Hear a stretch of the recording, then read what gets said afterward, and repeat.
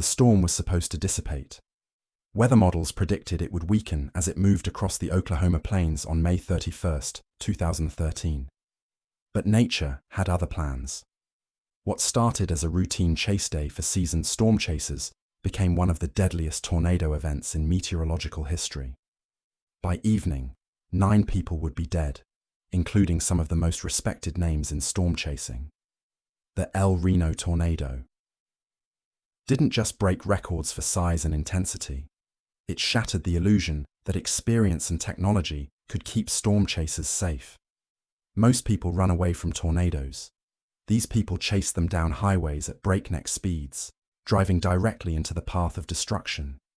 They're scientists, researchers, thrill seekers, and weather enthusiasts who dedicate their lives to understanding nature's most violent phenomena.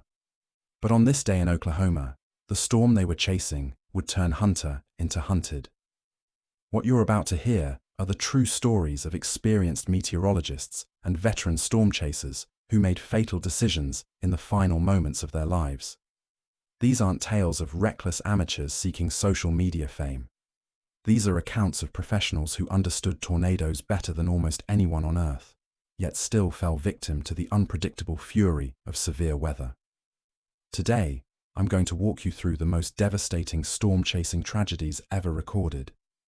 We'll examine how split-second decisions in life or death situations can mean the difference between capturing incredible footage and becoming part of the story yourself. The cases I'll share with you expose the razor-thin line between scientific pursuit and deadly miscalculation. But first, let me give you some context about what drives people to chase storms in the first place. Storm chasing isn't just about adrenaline rushes or dramatic videos. Many chasers are meteorologists, researchers, and emergency responders who provide real-time data to the National Weather Service. Their observations help improve tornado warnings and save countless lives. Others are simply fascinated by the raw power of nature and want to witness it firsthand. The El Reno supercell began forming in the early afternoon hours. Initial radar signatures looked promising, but not exceptional. Veteran chasers like Tim Samaras had seen thousands of storms over decades of research. Tim wasn't some weekend warrior with a dash cam. He was a legitimate scientist who had deployed recording equipment inside tornado paths over 125 times. His data had contributed to major breakthroughs in understanding tornado dynamics. That Friday afternoon, multiple chase teams converged on central Oklahoma. The Storm Prediction Center had issued a moderate risk forecast, meaning conditions were favorable for severe weather, but not extreme.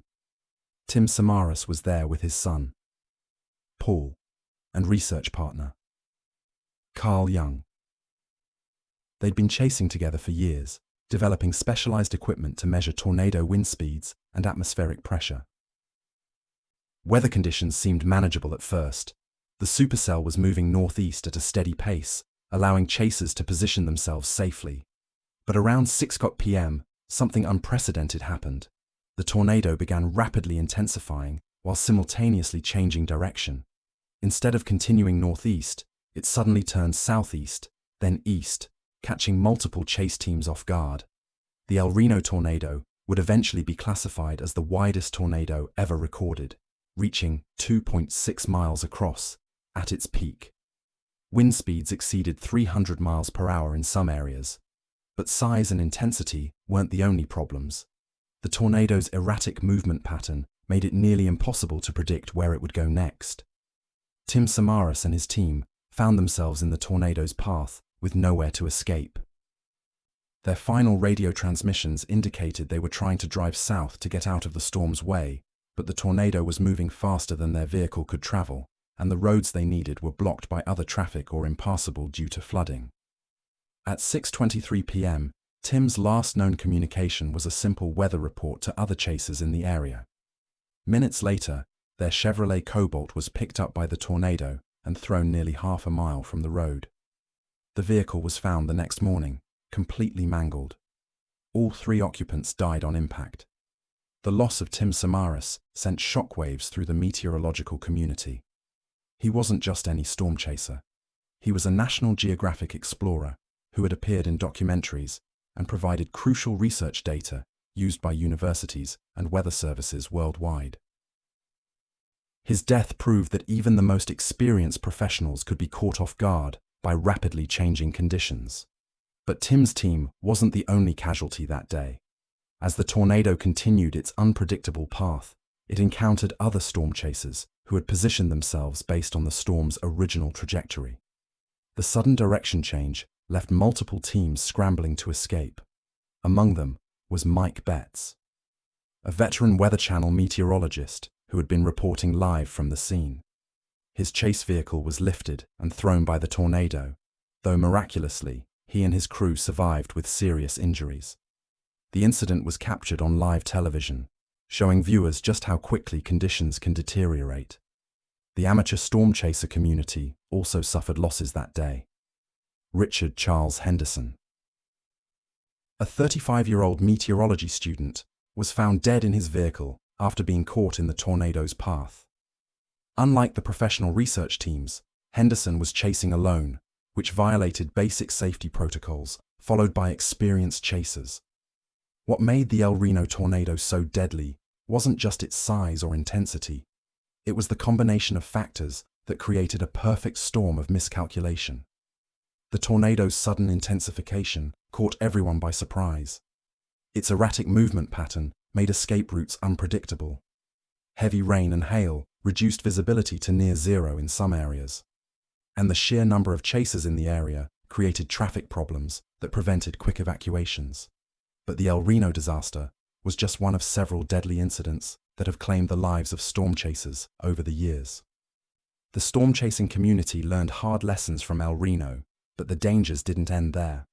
Just 2 years later, another tragedy would remind everyone that tornadoes remain fundamentally unpredictable, no matter how advanced the technology becomes. On May 27, 2015, Corbin Lee Jaeger was chasing storms near Lubbock, Texas. The 25-year-old was relatively new to storm chasing, but had been studying meteorology and following safety protocols. That evening, a supercell was producing multiple tornadoes across the Texas Panhandle. Jaeger was documenting the storms when his vehicle was involved in a collision. While the tornado itself didn't kill him, the severe weather conditions that accompany these storms created the fatal situation.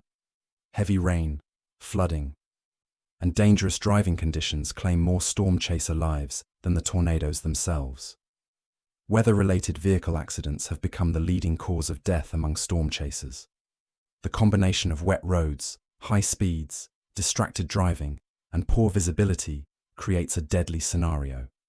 Many chasers become so focused on the storm that they lose track of road conditions beneath their vehicles. But perhaps no storm chasing death was more shocking than what happened to Joel Taylor in January 2018. Taylor wasn't killed by a tornado or weather-related accident. The former star of the Discovery Channel show Storm Chasers died on a cruise ship from what authorities determined was an accidental drug overdose. Taylor had struggled with substance abuse issues, highlighting the psychological toll that extreme storm chasing can take on individuals. Taylor's death was particularly tragic because he had seemed to be moving away from dangerous storm chasing practices. After the cancellation of Storm Chasers in 2011, he had focused more on meteorological research and education rather than high-risk intercepts. His death at age 38 shocked colleagues who remembered him as an enthusiastic young meteorologist with a bright future. The psychological aspects of storm chasing are often overlooked in discussions about safety. The adrenaline rush from close tornado encounters can become addictive.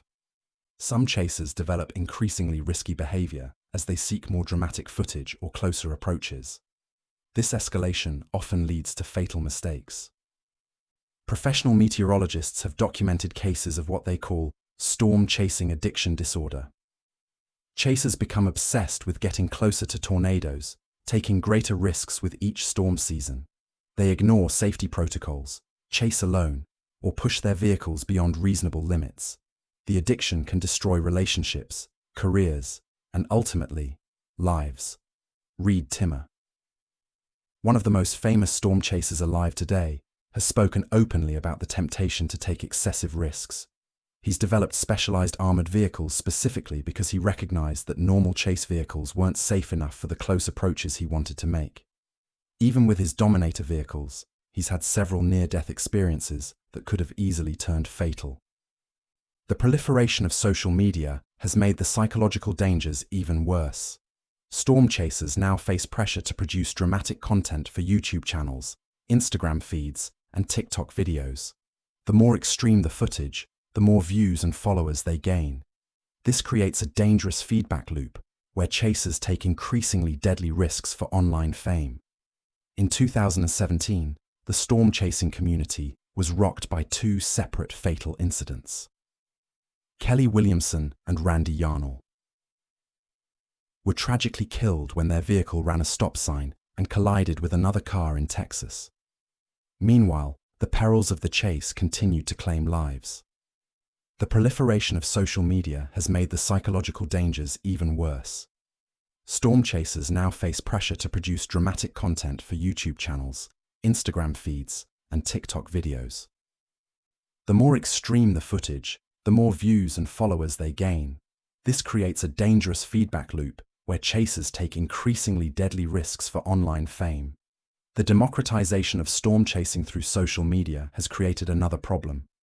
Inexperienced chasers now have access to the same radar data and forecasting tools that professionals use, but they lack the knowledge to interpret that information safely.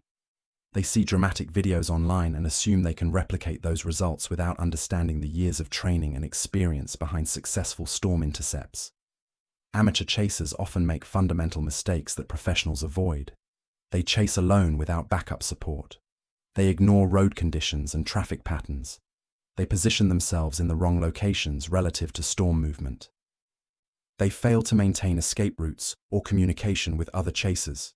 These errors frequently prove fatal when conditions deteriorate rapidly. The National Weather Service has tried to address these issues through education programs and safety campaigns. They regularly publish guidelines for safe storm chasing practices, but enforcement remains nearly impossible. Anyone with a car and a smartphone can become a storm chaser, regardless of their knowledge or preparation level. Professional research organizations have implemented stricter safety protocols since the Reno disaster. Many now require multiple escape routes, constant communication checks, and predetermined abort procedures. Some have banned solo chasing entirely, requiring teams of at least 2 vehicles for any research missions. But even these precautions can't eliminate all risks. Storm chasing will always involve calculated gambles with nature's most violent phenomena. The margin for error remains razor thin, and even experienced professionals continue to die in pursuit of scientific knowledge and spectacular footage. These stories remind us that nature doesn't discriminate between amateur thrill seekers and world-renowned scientists. The tornadoes that claimed Tim Samaras, Joel Taylor, and countless others didn't care about decades of experience or advanced degrees in meteorology. They simply followed the laws of physics, indifferent to human ambition and curiosity. The storm chasing community continues to evolve in response to these tragedies. New safety protocols, better communication systems, and improved forecasting technology help reduce risks, but they can't eliminate them entirely. Every chase season brings fresh reminders that we're dealing with forces beyond human control. Perhaps the most sobering lesson from these deaths is that expertise creates its own form of vulnerability. The more you know about storms, the more confident you become in your ability to predict their behavior. But tornadoes don't follow textbooks or computer models. They follow their own chaotic patterns, and sometimes those patterns prove fatal for anyone caught in their path. The next time you see dramatic tornado footage online, remember the people who risked everything to capture it. Some made it home safely to share their incredible experiences. Others became part of the storm's legacy forever. In the world of storm chasing, there's always another supercell forming on the horizon. And there will always be someone willing to chase it down, knowing full well that this storm could be their last.